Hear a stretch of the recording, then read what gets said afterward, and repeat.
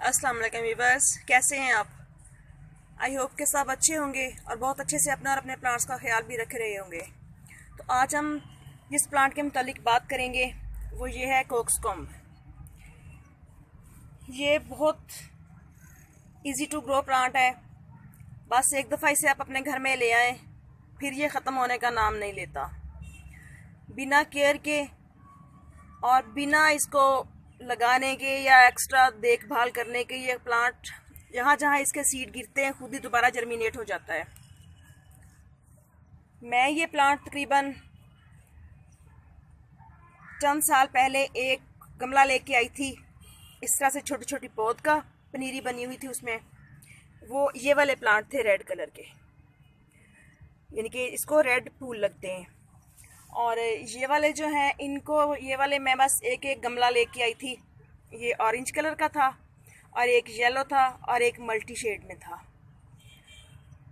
तो बहुत सारे सीड भी मेरे पास इनके जमा हैं और दोबारा मुझे कभी खुद से ग्रो भी नहीं करने पड़े, क्योंकि बहुत से गमले जो आसपास पड़े होते हैं इन प्लांट्स के साथ इधर उधर जैसे ये पड़े हैं, तो इनके जब सीड बन जाते हैं फूल में नीचे, इस एक फूल में सीड भी तो बेतहाशा बनते हैं ना, तो वो जिधर जिधर गिरते हैं वहीं वहीं उन्हीं गमलों में बहुत आसानी के साथ सर्दियों के प्लांट्स में भी ये उग जाते हैं और गर्मियों के प्लांट्स में भी ये उग जाते हैं।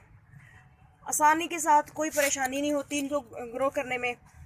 तो ये मैंने खुद इनके सीडलिंग नहीं की हुई, ये खुद ही उगे हुए हैं प्लांट्स।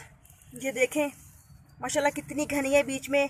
वो देखें, वो रेड वाली वैरायटी भी है, ऑरेंज भी है और येलो भी है। ये 7-7 गमले पड़े हुए थे तो इस तरह से खुद ही उग गए। तो चलें इनको ट्रांसप्लांट करते हैं। तो ये मेरे पास गमलों की मिट्टी है, ये देखें इनमें मैंने नीचे किचन वेस्ट वगैरह डाल के और कुछ खुश्क लीव्स वगैरह डाल के बनाई हुई है। और ये बिल्कुल तैयार है मिट्टी भी, क्योंकि एक दफ़ा अच्छे से बना लेना मिट्टी तो आए दिन फिर दोबारा इसमें ना तो मिट्टी चेंज करनी पड़ती है और ना ज़्यादा कंपोस्ट या दोबारा धूप शूप लगवाने की भी इतनी ज़रूरत नहीं होती, क्योंकि पता होता है कि मिट्टी अच्छी है और साफ़ सुथरी बनी हुई है और हेल्दी मिट्टी है ये। क्योंकि इसमें नीचे मैंने वो किचन का वेस्ट और डाल के खुश्क लीव्स, उसके ऊपर जैसे तमाम गमलों की पोरस मिट्टी बनाते हैं इस तरह से। ये देखिए कितनी भुरभुरी सी है, बीच में रेत भी शामिल है इसके। ये देखिए यूं हाथ लगाने से भुरती जाती है बिल्कुल। तो सारे गमलों की मिट्टी नरम करके कुछ तो मैंने इसके प्लांट्स ट्रांसप्लांट कर दिए हैं जो छोटे छोटे से नन्हे नन्हे पौधे थे। ये देखें ये किया हुआ है, एक ये किया हुआ है, ये है। इसके अलावा भी उस साइड पे काफ़ी सारे प्लांट्स हैं जो मैंने निकाल के लगाए हुए हैं, कुछ शेडी एरिया में रखे हुए हैं। लेकिन ये वाला पॉट मेरा फुल धूप में पड़ा है, ना नेट है इसके ऊपर और ना कोई और शेड। तो चलें लगाते हैं इनको। तो इसको निकालने से पहले कोशिश कीजिएगा कि पहले गमले की मिट्टी गीली हो। मैंने थोड़ी देर पहले इनमें पानी डाल दिया था, तो बीच में नमाज पढ़ के इतना टाइम मिल गया इसको कि मैं इजीली इनको अब निकाल सकती हूँ, यानी कि गमले की मिट्टी नरम हो चुकी है। तो इस तरह से निकालेंगे ताकि इसकी रूट्स डैमेज भी ना हो और थोड़ी थोड़ी मिट्टी भी इनके साथ आ जाए, ताकि प्लांट्स ज़्यादा शौक में ना आए। बस इनको यूं लगा के तो हल्की हाथों से साइडों से आहिस्ता आहिस्ता से दबा देंगे। तो बस इसका ख्याल ये करना होता है कि कोक्सकॉम्ब जो प्लांट है इसको ओवर वाटरिंग बिल्कुल भी अच्छी नहीं लगती। ये देखें ओवर वाटरिंग हुई नहीं और ये प्लांट ख़त्म हुआ नहीं।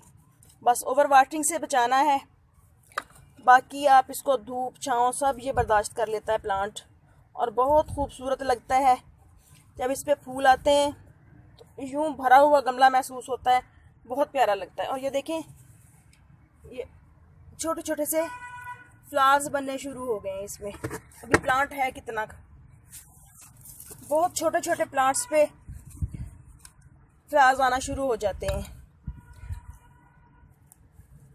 और फर्टिलाइज़र वगैरह बस जैसे तमाम प्लांट्स को डील करते हैं वैसे इनको करेंगे, क्योंकि गमले की मिट्टी पहले से अच्छी बनी हुई है। अच्छी बनी हो तो फिर बार बार प्लांट्स को कुछ भी डालने की ज़रूरत नहीं पड़ती।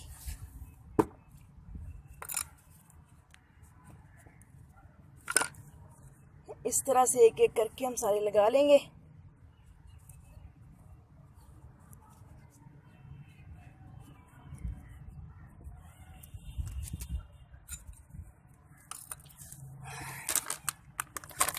अब और तो मेरे पास पोट भी नहीं है।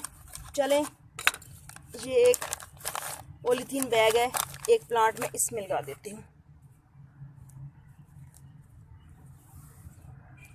और इसके अलावा करें यूँ कि जब आप ये नन्हे नन्हे से प्लांट ट्रांसप्लांट कर लें, तो अगर इन प्लांट्स में इस तरह से फ्लावर्स आ रहे हों या ना भी आ रहे हों, तो कोशिश करें कि इनको पिंच कर दें। लगते तो प्यारे हैं, दिल तो नहीं करता इस नाजुक से फूल को तोड़ने का, लेकिन प्लांट की अच्छी ग्रोथ के लिए ये करना पड़ता है।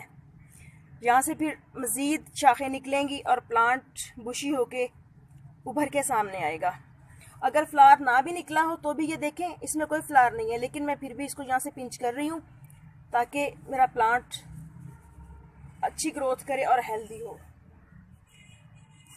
बस पानी इसको आपने मिट्टी सूख के तो देना है। इसको ओवर वाटरिंग इस प्लांट को बिल्कुल भी पसंद नहीं है।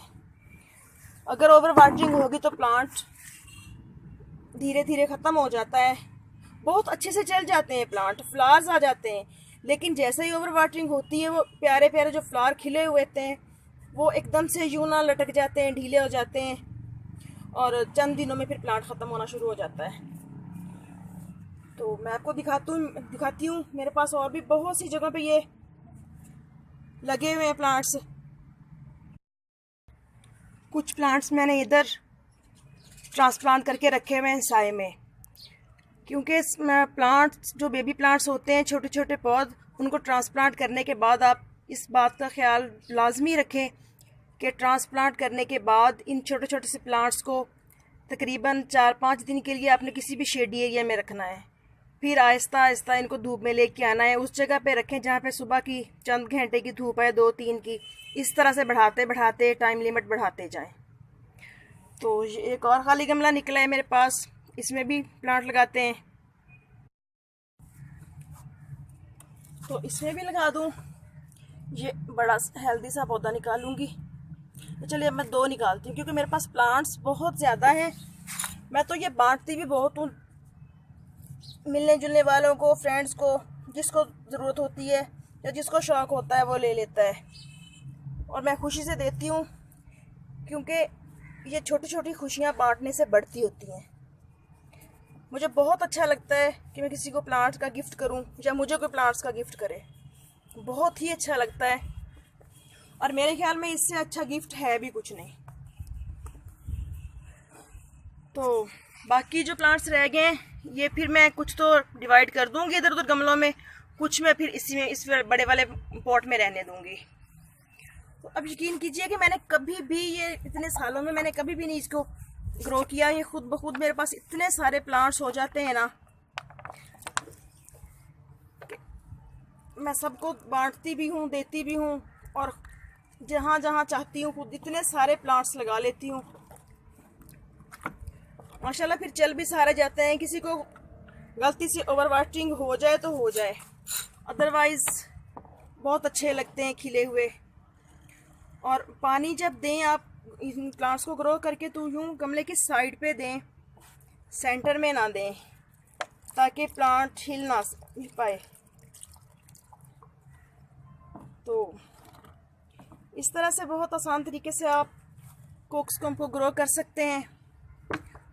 और ये देखिए, आपको चीज़ दिखाऊं, ये देखें कितना प्लांट है ये, और फूल आना शुरू हो रहा है। ये देखें, ये वाला प्लांट कितना छोटा सा है और ये फूल आया हुआ है इस पे, क्योंकि फूल धूप में पड़े हैं। तो चले मैं आपको और दिखाती हूँ मेरे पास कहाँ कहाँ ये वाले प्लांट्स खुद ब खुद ही ग्रो किए हुए हैं। ये देखें, ये गुले दाऊदी के प्लांट्स जो हैं, और ये कोक्सकम्ब हो गया, ये मैरीगोल्ड के हो गए। ये सब मैं जस्ट प्लांट्स की पिंचिंग कर करके तो कच्चे फूल गमलों में डाल डूल देती हूँ बस। तो ये देखें, ये सारे गुले दाऊदी के मैंने फ्लावर्स डाले हुए थे इसमें। और इसमें ये तुरई का प्लांट लगा हुआ है मेरा, ये देखें माशाल्लाह अच्छा चल रहा है। और इसके अलावा मैं आपको दिखाऊं,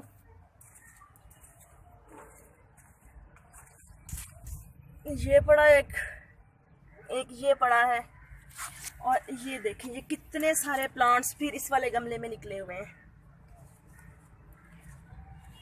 तो इनको मैं आहिस्ता आहिस्ता से करती रहूँगी डिवाइड यूँ। तो ओके फ्रेंड्स, आई होप कि आपको आज का वीडियो अच्छा लगेगा।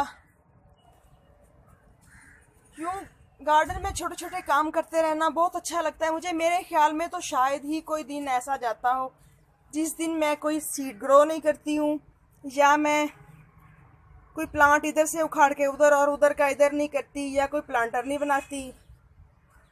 क्योंकि यही छोटे छोटे काम करके मुझे बड़ा सुकून मिलता है, मुझे बड़ी खुशी फील होती है। ये देखें माशाल्लाह इस तरह से नज़र आ रहे हैं आपको, कितने अच्छे से प्लांट भरा पड़ा है टमाटर्स के साथ। ये सारी की सारी मैंने कटिंग्स लगाई थी। ये देखिए कोलियस की ये वाली और वैरायटी है, ये वाली और है, ये वाली और है। और ये देखें,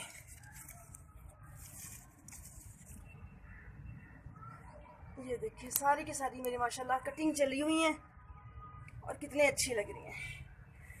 तो ओके फ्रेंड्स, इजाज़त दीजिए, मेरे चैनल को सब्सक्राइब करना मत भूलिएगा। ओके, अल्लाह हाफिज़।